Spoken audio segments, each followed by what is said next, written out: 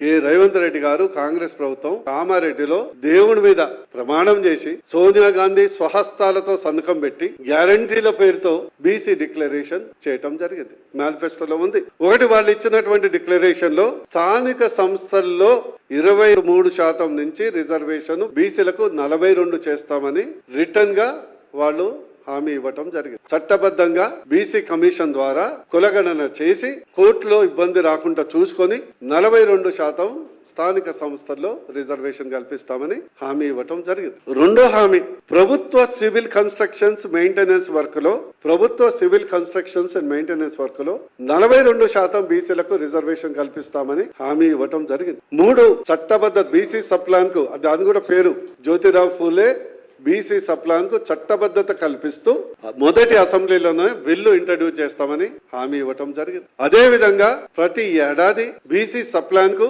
20,000 కోట్ల రూపాయలు కేటాయిస్తూ 5 సంవత్సరాల్లో 41 లక్ష కోట్ల బడ్జెట్ ఏర్పాటు చేస్తామని ఈ 4 హామీలు ప్రత్యేకంగా బీసీలకు ఇవ్వటం జరిగింది. కానీ మొదటి అసెంబ్లీ అయిపోయింది, జాడలేదు. సివిల్ కన్స్ట్రక్షన్స్ మెయింటెనెన్స్ లో రిజర్వేషన్ జాడలేదు. ఇప్పుడు కుట్రపూరితంగా ఈ యొక్క బీసీ ఇచ్చిన హామీని తుంగలో దొక్కుతూ ఈ రోజు స్థానిక సంస్థలో కులగణన చేపట్టకుండానే బీసీ రిజర్వేషన్ 42% పెంచకుండానే సర్పంచ్ స్థానిక ఎన్నికలు, రూరల్ గ్రామీణ స్థానిక ఎన్నికలు పోవటానికి రేవంత్ రెడ్డి గారు కుట్ర చేస్తున్నారు. దీన్ని మేము బీజేపీ తరఫున తీవ్రంగా ఖండిస్తున్నాం. తీవ్రంగా ఖండించడమే కాకుండా తీవ్రంగా ప్రతిఘటిస్తామని తెలియజేస్తుంది. బీసీలు వేసినటువంటి భిక్ష, బీసీలు వేసినటువంటి ఓట్లతో ఈ రోజు మీరు పదవులు అనుభవిస్తూ ఇచ్చిన హామీని తుంగలో తొక్కటానికి ప్రయత్నం చేస్తే బీజేపీ పార్టీ ఎట్టి పరిస్థితుల్లో ఊరుకోదు. మా ఓబీసీ మోర్చా అధ్యక్షులు ఆనంద్ గౌడ్ గారు ఉన్నారు,